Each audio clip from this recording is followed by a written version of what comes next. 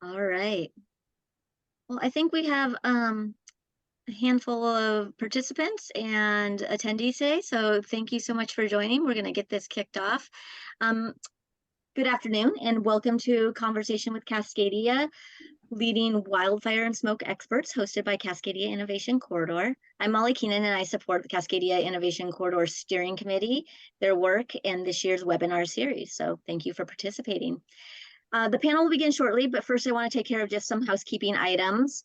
This is being recorded and we'll be sending around the recording after we wrap up today via email or maybe early next week. So you're welcome to share it and it will be posted. The chat function is disabled for this webinar, but the Q&A tool is fully functional. We encourage people to ask questions. As time and flow of the conversation allows, we will have opportunity for the panelists to answer those questions via our moderator. And with that, I will like to introduce today's moderator I'd like to introduce today's moderator, Marty Lesh. Marty is the Chief Operating Officer for Challenge Seattle, which supports the Cascadia Initiative. He's an advisor and strategist who serves as Chief of Staff to Washington Governor Chris Gregoire. And I will hand it over to Marty. Hey everybody, thanks for being with us here today. We're very excited about this presentation and look forward to a vibrant discussion. Some of you may recall that in 2022, Cascadia issued a report on climate action, and wildfire was identified as one of the key priority areas for continued cross-border collaboration in that report. As you all know, wildfires and smoke know no borders, and so partnership is key as we address the climate crisis and work together to protect the health, safety, and natural splendor of this region. We are particularly blessed here to have national experts in the mega region, several of whom have joined us today as panelists to talk about this important topic. And I'm pleased to be able to introduce our panelists to you.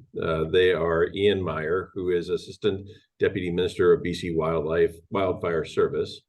Commissioner Hilary Franz is the Washington State Commissioner for Public Lands. And Aaron McTighe is the Smoke Management Coordinator for the United States Environmental Protection Agency Region 10, which serves Alaska, Idaho, Oregon, and Washington. Thank you to each of our panelists for being with us here today. So I have a number of questions to stimulate discussion. We'll also take questions in the chat from the audience, and then we'll feather those questions in between each of the prompts for discussion so that we can keep them timely to the topic at hand. So the first question is really just fairly open-ended, and I'd like to ask each of you to start by sharing your major priorities around wildfire response, prevention, and recovery, or addressing wildfire smoke. Where are you focused and why? And I guess to kick it off, let's go to Commissioner Franz. Thank you for being here today and look forward to hearing what you have to say.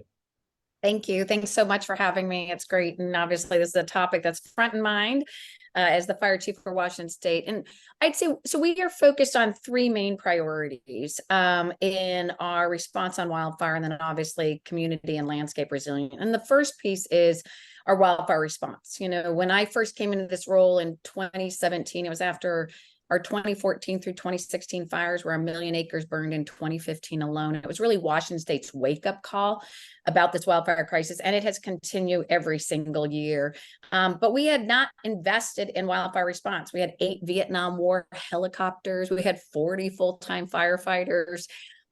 We were very much under-resourced, and we're growing that. Got 10 Vietnam War helicopters when the 2020 firestorm, or Labor Day firestorm, where we had 56 fires in 24 hours. We had 600,000 acres burn in 72 hours. We tragically lost a little boy's life and an entire town burned down.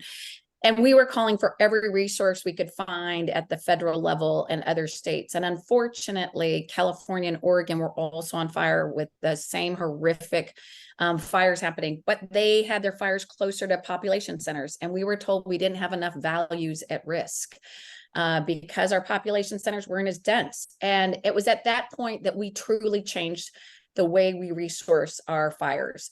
We moved immediately to exclusive use for all air resources, and we moved from about 10 Vietnam War helicopters to 40 air resources that we now have under our complete control. We can share with countries like Canada as well as other states, and we pre-position them so they can be on the fires within 10 to 15 minutes, no matter where those fires are.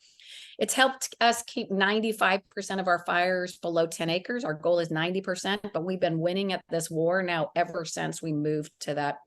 The second area is forest health. You know, in Washington State, the reason we're seeing these catastrophic fires is we have just in Eastern Washington, Central and Eastern Washington, 2.8 million acres of forest that are dead and dying. We're now seeing more fires on the west side of our state because we're seeing the same dying off of our forest. We set a goal in 2018 when we launched a forest health plan that we were going to restore 1.25 million acres of forest on federal, state, tribal, and private land. By the end of this year, we'll be 6 years into that, and we will be halfway to our goal. We have now doubled down and said we're going to reach our 20-year forest health plan in 10 years. The third piece is oftentimes communities, homeowners feel that there's nothing they can do. You know, when fire's at their doorstep, it's just run. But we're a true believer that homeowners, property owners can take huge steps to make their homes and their properties more resilient to fire, creating this defensible space.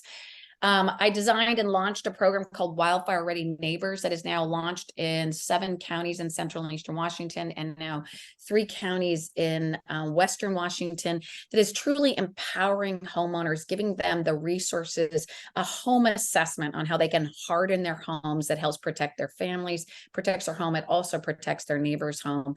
And we've reached over 5,000 people with those home assessments, and it's already making a significant difference as we try to help fireproof these communities and homes. Thank you very much. Deputy Minister Meier in Northern Cascadia, what's been your focus of late?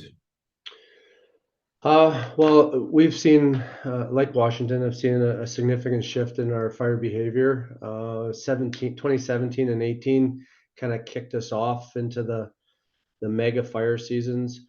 2021 and then obviously 2023 was devastating, not only from the total hectares lost, we 2.8 million lost this year. That is 17, 18, and 21 all in 1 year. But we had 7 deaths, and that's the first time we've had that.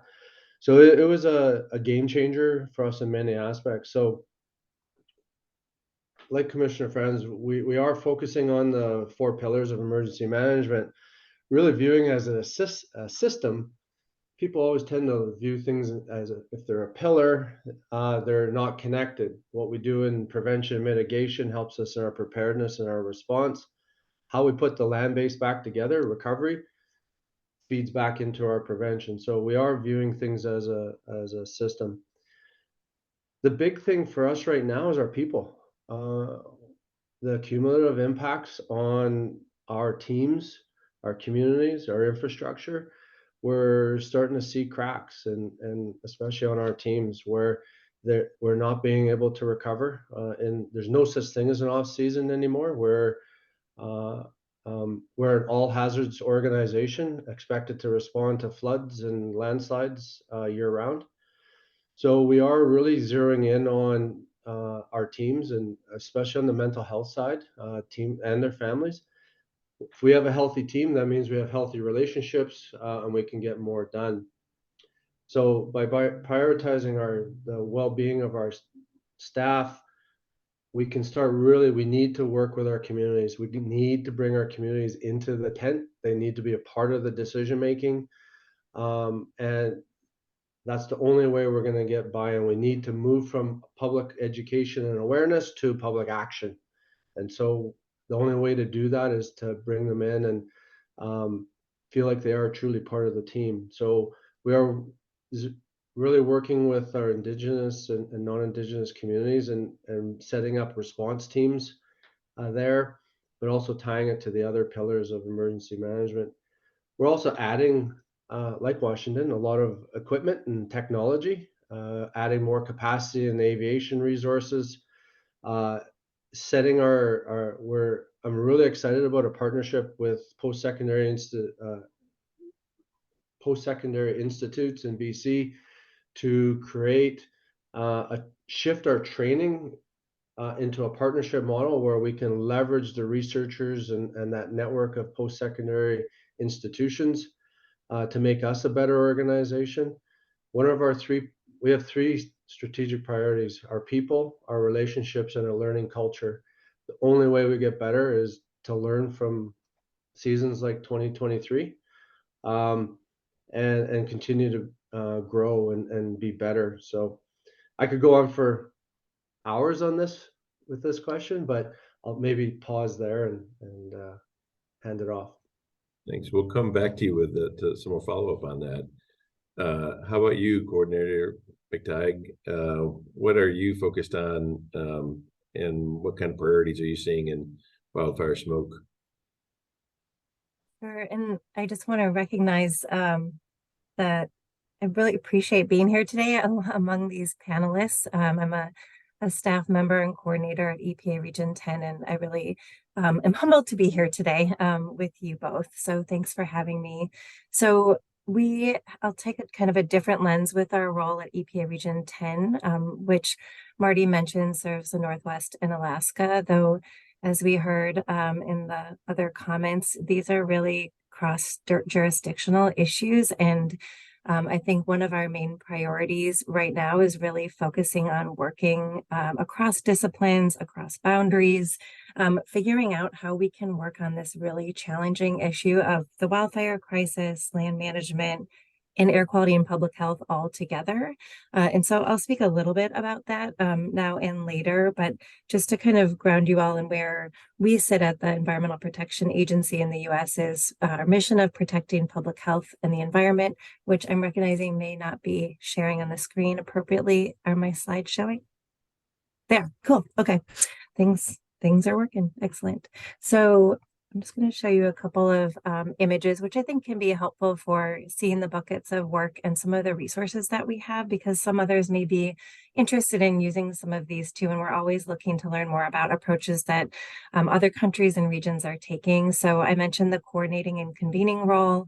Of course, at the EPA, we also have a regulatory perspective and role with the Clean Air Act, which applies more outside of wildfire smoke, but it's important to understand, the health-based standard and how we protect communities, recognizing that the Clean Air Act is set to show limits, show healthy to unsafe limits of air quality, and to help communities be prepared for circumstances of different kinds of pollution. We do lots of work around tools and technical assistance, lots of research that we're also hoping will be included in all of the other buckets of work and being implemented. And then we provide funding to state and local and tribal organizations.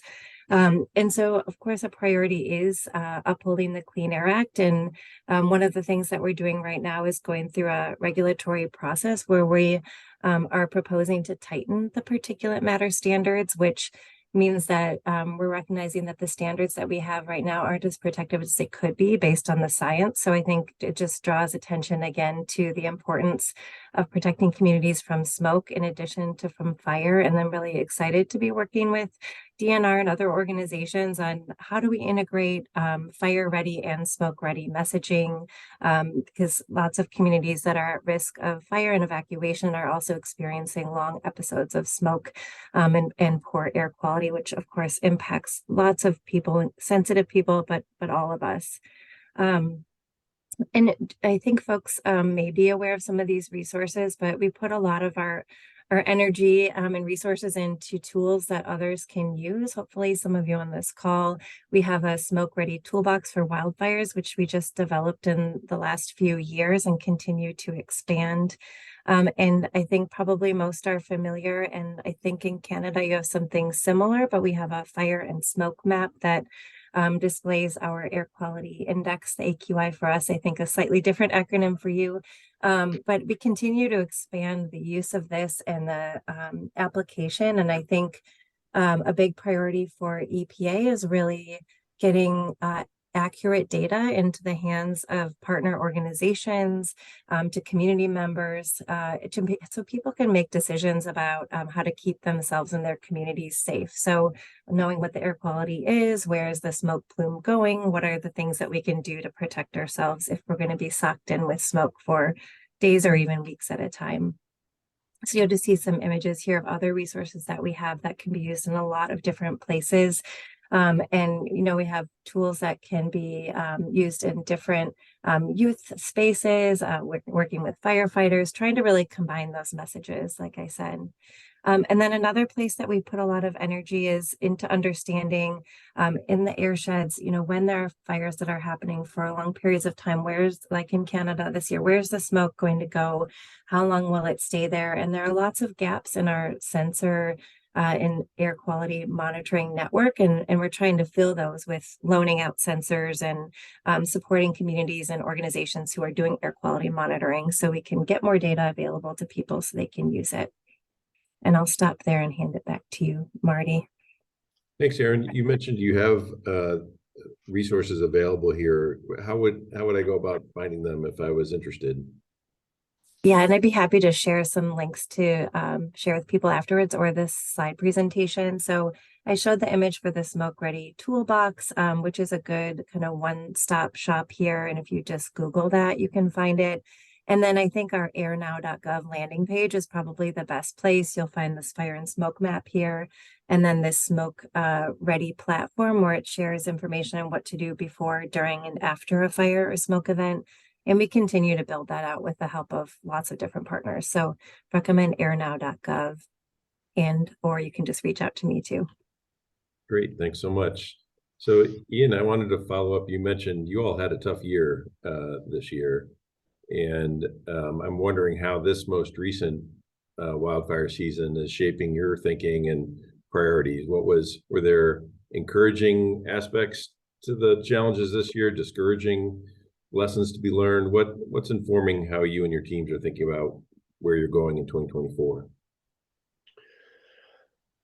Maybe I'll start with the discouraging. I think the trend 17, 18, 21, in actual fact 2022 was a busy year. It took our organization right to the brink. We were right on the edge of having to bring resources in.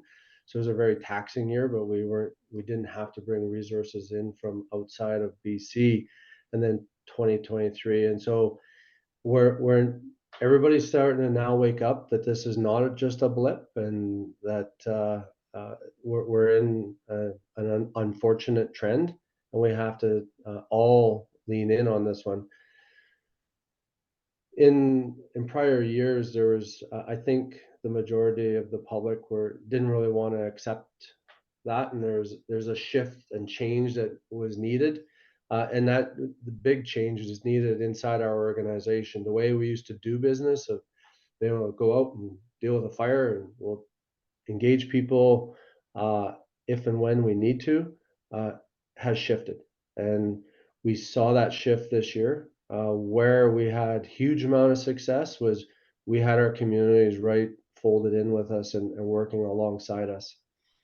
And then how we bring resources in and fold them into the fight as well. And we have to be, again, very strategic in how we're doing this. We had a lot of success on the front line with bringing your crews and equipment up and into our organization, and that we've never had to do in the past. And so we're bringing resources from far and wide. How do we integrate them into our organization and bring in that local knowledge and that traditional knowledge to help inform the first responders? So the encouraging piece is we just recently met with all non-First Nation and First Nation communities in two separate weeks through conventions. They're all wanting to be a part of it. They want a role, and so now it's really trying to keep up with the demand and make sure we work with the communities and really meet the communities where they're at. That's the key. The cookie cutter approach doesn't work. So yes, it's a mind shift for us as an organization, but it's a necessary one. So we're really meeting the communities where they're at, understand their capacity. Everybody's at a different spot in this journey, and let's recognize it. And then, but the end of the journey is all the same. So how do we get everybody there? So, and then one of our big shifts is getting more fire back on the land base under our terms. Culture and prescribed fire. You know, we talk about smoke. How do you want it? Really, do you want it in a controlled manner, or do you want it all summer long? We don't have much choice there, or we have a big choice. To the idea of not having smoke in our air sheds now is kind of, that ship sailed. So I'll end there. Thank you. How about in Southern Cascadia, Commissioner Franz, this summer was was different than others. What was encouraging and discouraging to you out of this summer, and what are you taking as lessons into the year to come?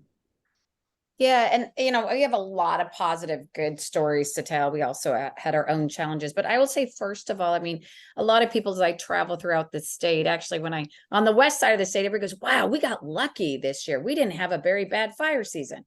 And when you talk to people in Central and Eastern Washington, they don't say as luck, they actually recognize what's happened, that how we've changed our wildfires and how we fight it. So I'm going to first say the numbers actually speak for themselves. This year, we had around 1,900 fires in our state, just down 100 from just a little bit shy of 100 from the 2015 fires, where we had 1 million acres burn in 2015. And majority of all of our fires were in Central and Eastern Washington that year. This year, we had around 1,900 fires and only 164,000 acres burned. And we had now more than ever before, actually, for the first time ever in recorded history, half of those fires were west of the Cascade. So it was in every corner of our state. And so the big sign of progress was truly having those air resources pre-positioned so they could get on a fire within 10 to 15 minutes, no matter where that fire was.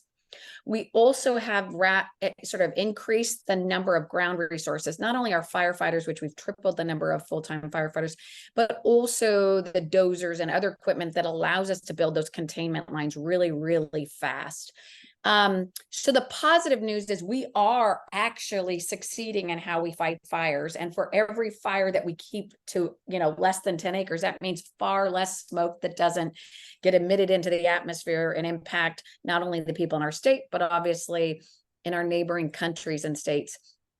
I think the other thing that has proved as successful, and we're going to increase that, is that real-time identification. We invested in 21 cameras that we now have positioned throughout the state. We're trying to grow it to over 60. That gives us immediate real-time information about where the longitude and latitude of where that fire is, so we can get on it quickly. We can also see the spread of that. That information is so essential in being able to do that initial attack, get there quickly, because time is everything in a fire, but also to know how it's moving for the safety of our firefighters on the ground and the air, and the safety of our communities. A positive also, the forest health work that we're doing and the prescribed fire that we've now been able to bring back into the landscape, because we've, you know, changed statutes that were preventing us from doing prescribed fire. We changed smoke management plans. Thank you, EPA and Ecology, for helping us get that over, that enables us to do more prescribed fire.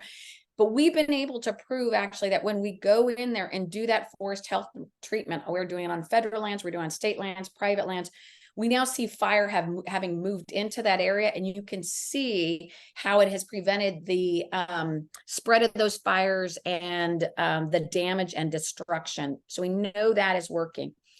I'll say, here's the trends that have me very, very concerned, and it's not going to be a surprise.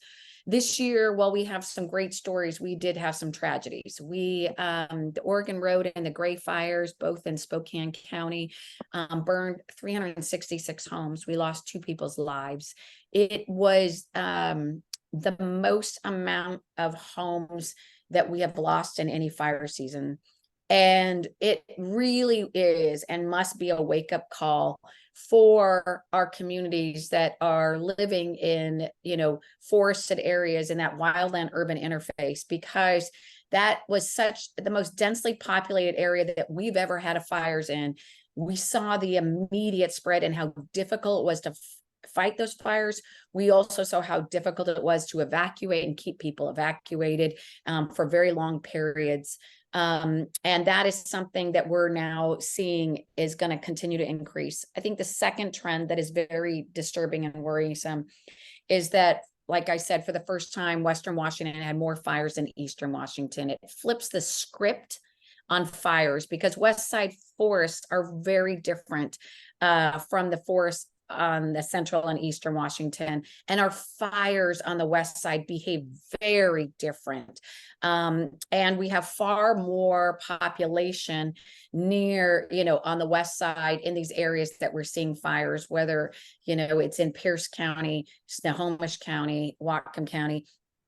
And honestly, we've been seeing this from our neighbors in California and Oregon, where more fires are on that west side and the more destruction and the more risk to lives. So this is for us the area that is more concerning. We're going to continue to need to invest. And my last thing I'll say is that oftentimes when we have a successful year, right, and when we've had such, it has proved that our initial attack and having those resources is working.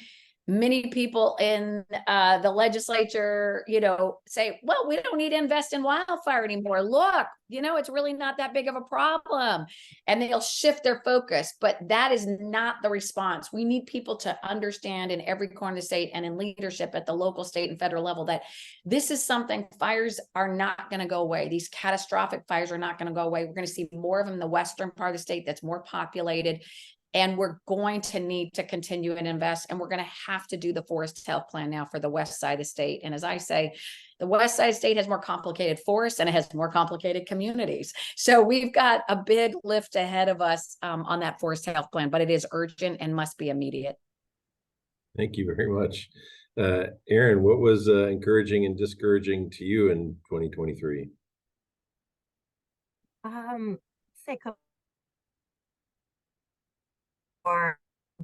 one of the really positive things that we've seen is so much more collaboration across these different disciplines, working with land managers and air quality regulators and public health to look at this complex problem that we have before us. And Commissioner Franz mentioned the Washington State Smoke Management Plan, which is in place to protect air quality, and working across different agencies, they were able to come up within this state with a way to look at increasing prescribed fire in the landscape while also maintaining the air quality standards. And that's really hard to do. It's tricky, right? And I think that's really exciting to hear and to watch happen.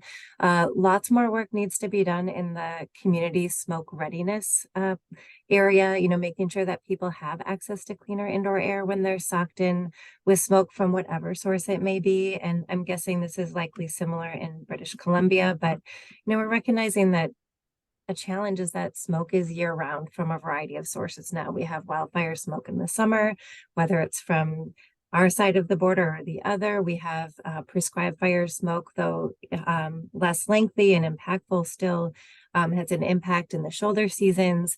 We have some agricultural burning in the region, and then we have smoke from wood stoves in the colder season. So any work that we're going to do to get communities ready to have cleaner indoor air spaces is going to be helpful in any of those scenarios. So the exciting part of that is there is a lot happening in terms of the knowledge that we have and the research around what are the tools that people can implement in communities, cleaner indoor air spaces, what are lower cost ways to access portable air cleaners. You can make your own with a box fan and a furnace filter, and they can be really effective. The challenge is just scaling those up and getting them out to communities, making sure they know when smoke is coming their way, if it's from a prescribed fire and a wildfire, whatever it may be. So scaling up what we know, I think, is a challenge and an opportunity.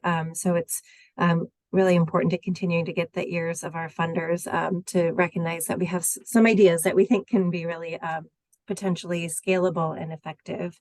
And again, I mentioned the collaboration. We've seen a lot this year, collaboration around messaging around smoke readiness. There's a group called the Northwest Air Quality Communicators, which crosses our borders, Canadian partners and US partners working on messaging to get communities smoke ready. This group has been around for 20 plus years, and this year they had a common brand, tools that communities or agencies could tailor to have, their own contact information and own specific resources. But that was a way to really flood social media platforms, get the word out in a consistent way, a science evidence-based way, but in a way that's going to be cross-boundary, consistent, and hopefully impactful.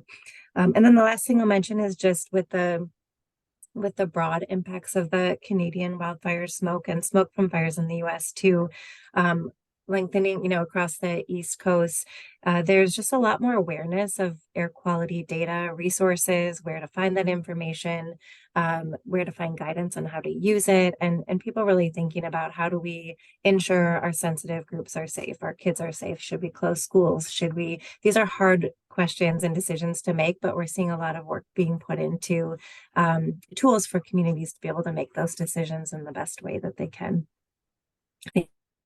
Aaron, I noted that a number of your slides indicated collaboration and partnership with tribal governments in Washington State. Can you talk a little bit about the nature of that work? And then, Ian, I'd like you to follow up a little bit on what you've been doing with First Nations in BC. We've had a couple questions in the chat about that. And then, Commissioner Franz, I know you've been working with tribal governments here for a long time. So I'm interested to hear about those partnerships and how you see them factoring into your work.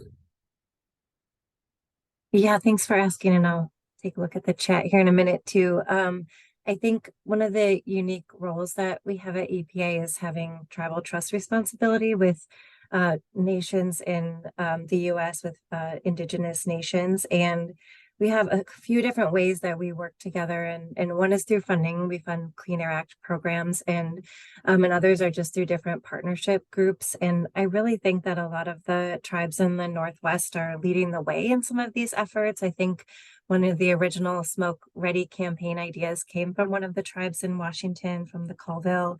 And so it's been really neat to watch and learn from the different tribes who are often located a lot in rural areas that are impacted by the smoke I mentioned all year, and also really challenging topographies, really forested areas that have mountain valleys that get socked in with smoke, and whether it's from a wildfire or some other source is hard to keep out and get out. And so they've been really forced to be on the front lines of getting communities ready with different resources to protect themselves against smoke exposure. And so that's been exciting to see, and also learning about different historical approaches to prescribed burning and land management. I think we have a lot to learn there, and it's been a focus for us to try to bring some of these different groups together to do a lot more sharing across tribes and other types of governments, so we can learn from each other more. Ian, how about up north? I know you've mentioned working with the First Nations communities there. Can you talk a little bit more about that? Yeah, I would say this is our biggest area of opportunity, especially when it comes to adding capacity in all aspects of wildfire. In the past, we've in recent years, we've been moving the dial and piloting different projects, but we recently had a First Nations leadership gathering, and it was really every meeting I had, the communities came and were very interested in working with us, and it was very positive. So we're now, again, it's not just the wildfire response. We need to take a step back and really look at government to government. How do we work through all the pillars, connect the dots, as opposed to really taking in the past has been a very piecemeal approach to working together. So that's exciting, and that's where, and again, it's being able to keep up with the demand, and so because the training and that local knowledge for response also translates over into the culture and prescribed burning and that risk reduction, berry production, so it all ties together. And so there's a real opportunity. And what the big win here is these rural communities are not going anywhere, and they have that knowledge and they are grounded there. And so we can bring in resources to supplement, but we start to build a foundation within BC and really recognize there's a lot to learn from traditional knowledge and practices, and then how does that meet with some of the Western science, and how do we tie that into some of the post secondary research that we need to do. We rely on a lot of research that happens around efficacy of fuel projects and mitigation work outside of BC. We need that research done inside BC. And then north-south, we have a lot in common, north-south. And so how do we share? And I think that's coming up around how we can collaborate more. I think we do a great job in response. That's how do we collaborate outside of response? Hilary, can you talk a little bit about your long and deep partnership with tribal governments in Washington State? You're muted there, Commissioner. Thank you. I think that's the first time you've ever said that to me, Marty. We have a very close relationship with our tribal nations. First on wildfire response. I mean, Colville Nation, Spokane Tribe, Yakima Nation in Central Eastern Washington, and then on the west side, the Makah Tribe, the Quinault Tribe had 2 major fires this year. I mean, and last year as well. So we bring resources into these tribes, from our air resources to our firefighters and our equipment. We're also have a partnership where we're actually granting out surplus equipment. Many of our local fire districts, and especially our tribal nations, have limited resources of their own when it comes to firefighting response. And so we are actually providing grants. It was through legislation that was passed that enables us to pass on our surplus resources for free to our tribal nations and other local fire districts. On the forest health and the landscape resiliency, I mean, this is an area where actually our tribes have been leading since time immemorial, right? From their forest management and their prescribed fires. And so we've been working very, very closely with our tribal nations to actually make sure that we're helping support their forest health work, but also learn from it.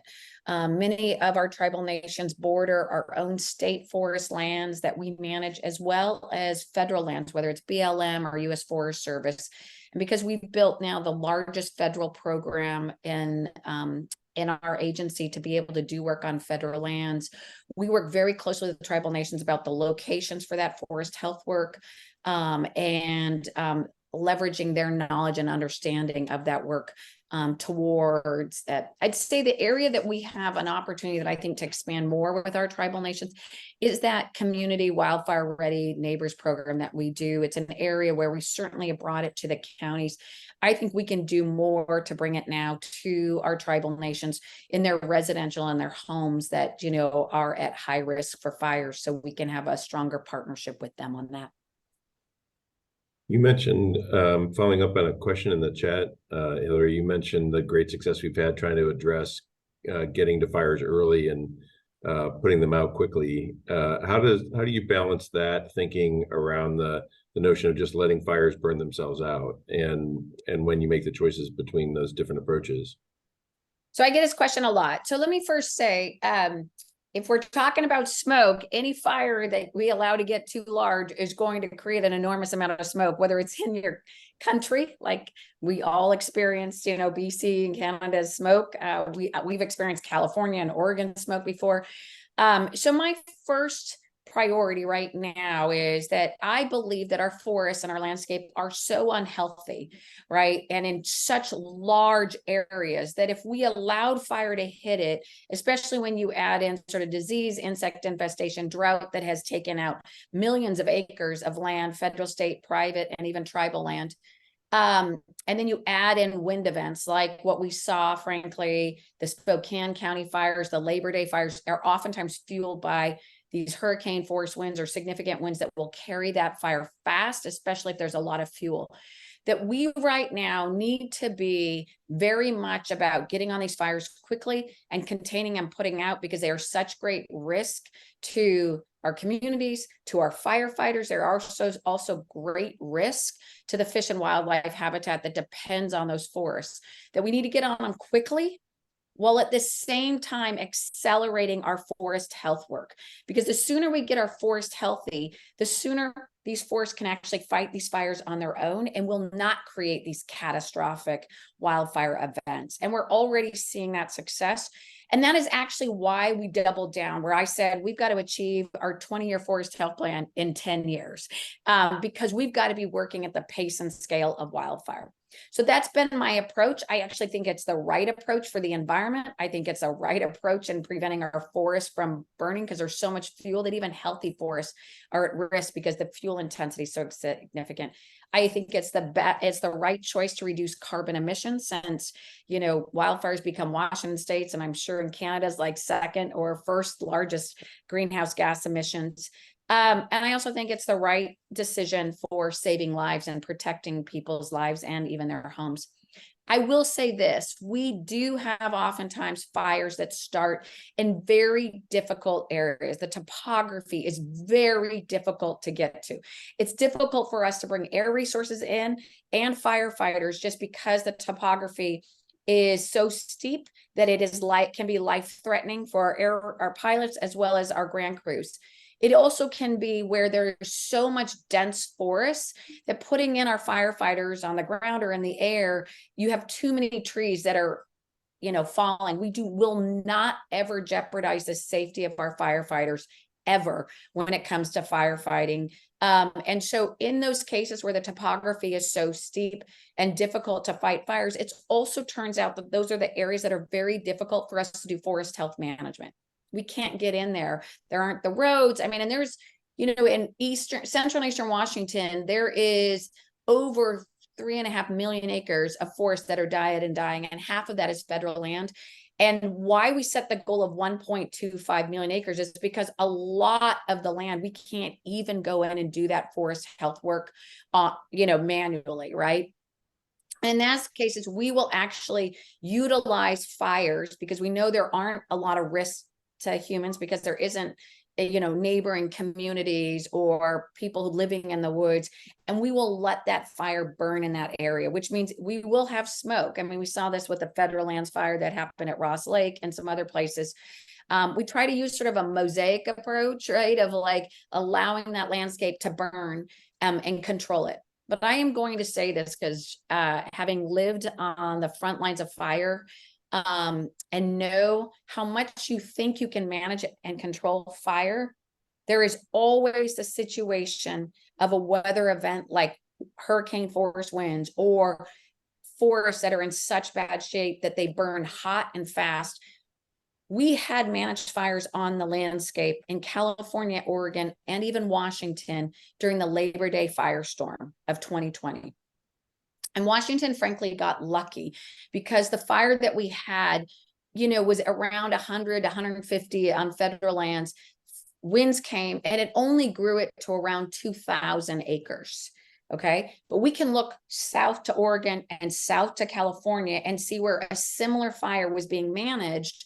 But those hurricane force winds came in, and all of a sudden you had like the bootleg fire, as well as, you know, the campfire and others, and I don't want to quote the ones in California, but that got out of control. And in that case, we lost lives. We lost enormous amount of homes, and we also lost fish and wildlife habitat that was significant.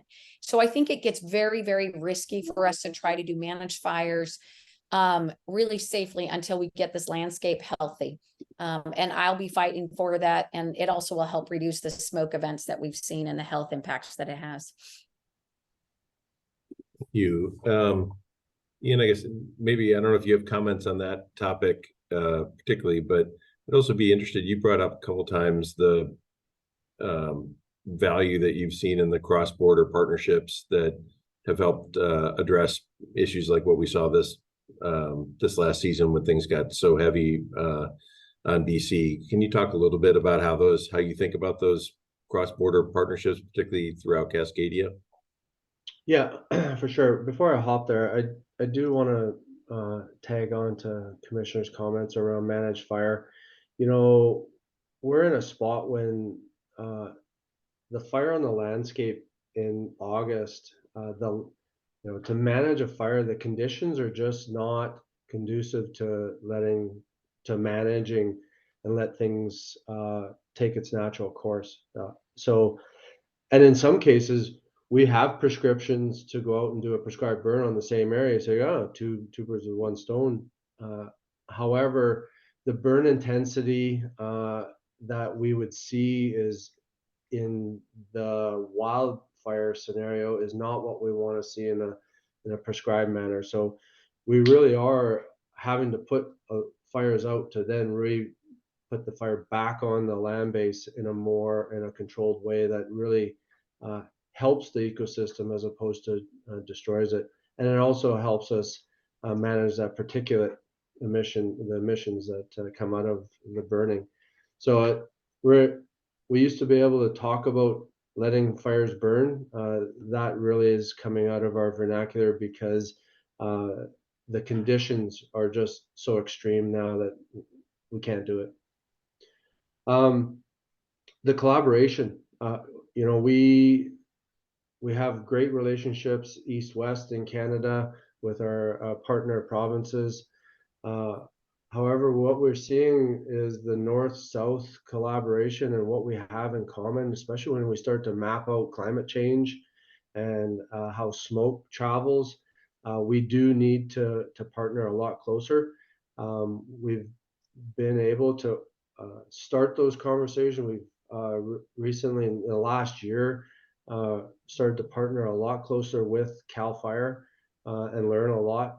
They've gone through some extreme fire seasons, and when you sit down and talk about the challenges that are in California, yeah, they have more people than all of Canada in that state, but our challenges organizationally in the wildfire realm are parallel. And so in some cases, they're maybe a decade ahead of us when it comes to some areas, but they're just ahead of us. And in some cases, we're right there. So that north-south, I think we need to really lean in on it. Like I said, we do a great job in response and sharing resources, and we all come together. It's the research, it's learning and sharing that knowledge, and not duplicating some of the research, but really being transparent about what we're doing so we can build off of each other and not duplicate, because there's so much to learn that we can't afford to be duplicating. And so I think we're on a really good path. Even having this panel today is a step in the right direction.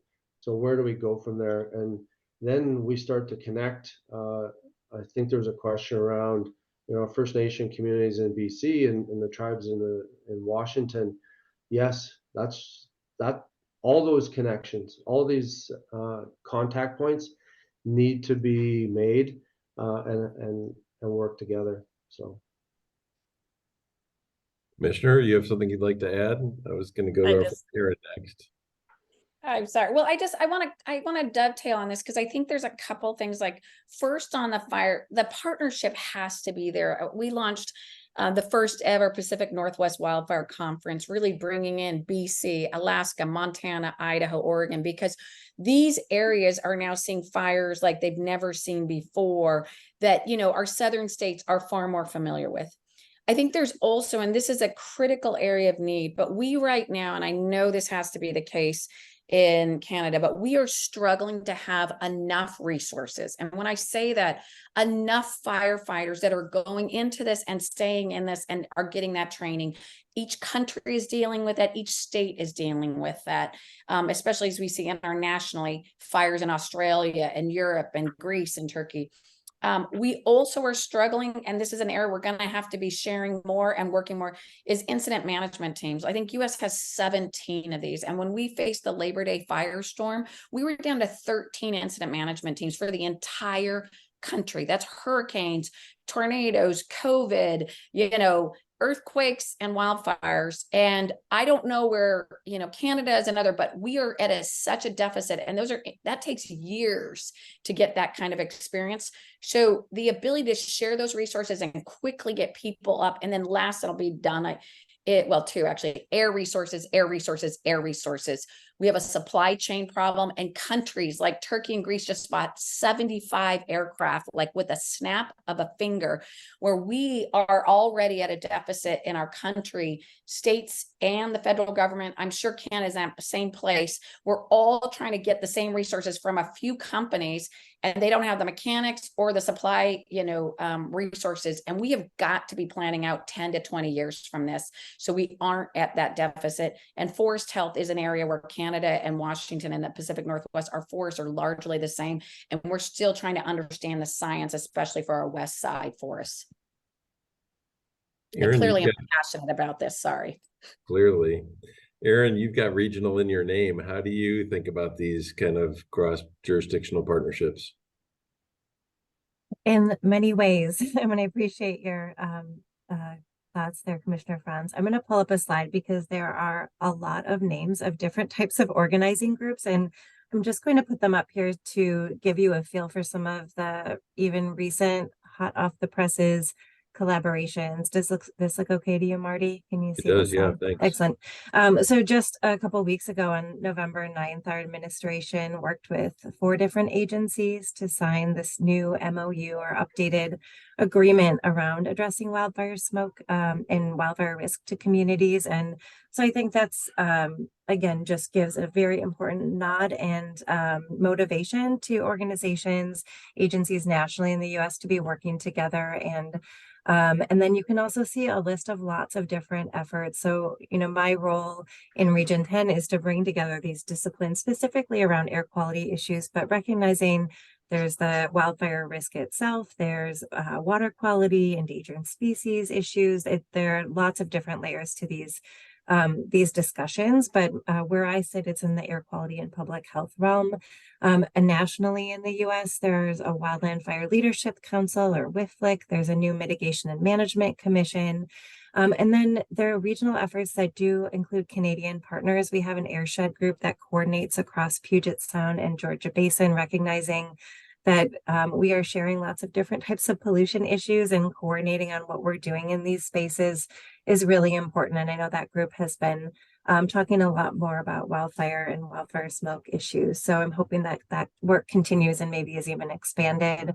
I think there's an opportunity around geographic focused discussions. Just in the past few weeks, we've convened these really diverse group of partners focused around specific geographic areas. So in Washington, around the Okanagan-Wenatchee National Forest, in Oregon, around the Deschutes National Forest, and Bend in particular, and thinking about some of these areas that really need lots of work on the land management side to reduce wildfire risk, but also have communities that could be really continually impacted by smoke. So how do we all work together to explore some new approaches, as well as make sure that we are protecting communities if there is going to be additional smoke?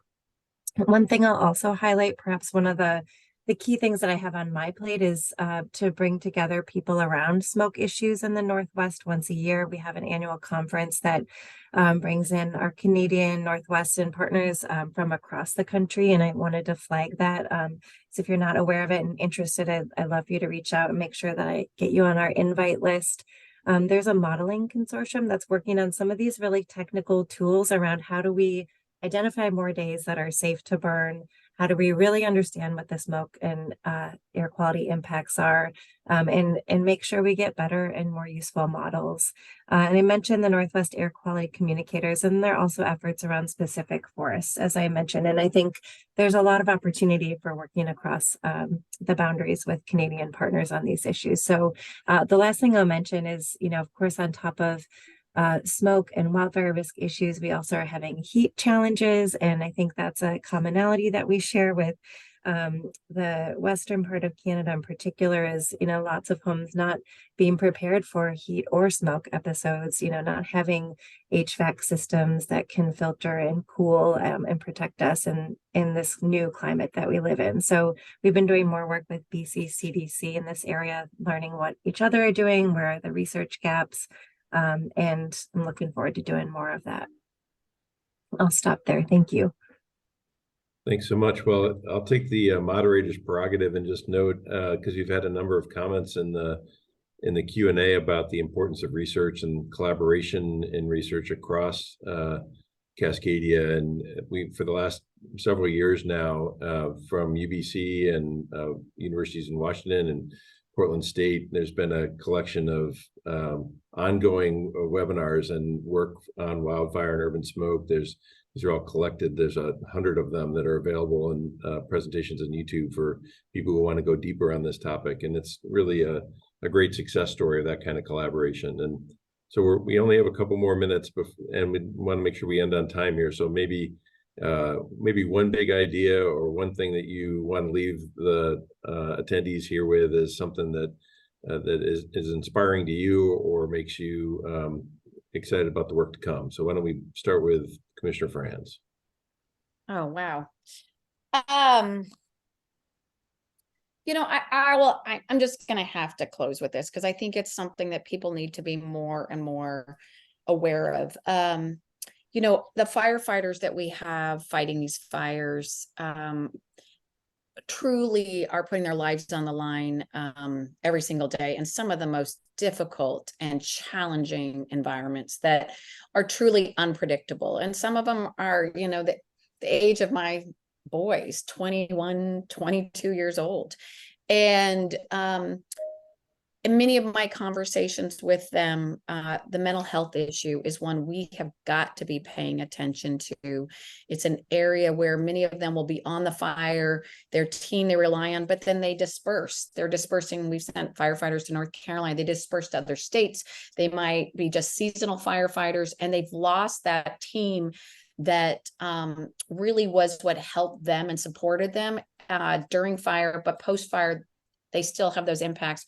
We've launched a new effort where we actually are bringing mental health professionals in on the fire with our firefighters that are coming from all over the world sometimes to be that support with them, and then to build that relationship during the fire. So post-fire, they have someone to go to. This is an epidemic that isn't just in Washington State. It isn't just in the United States.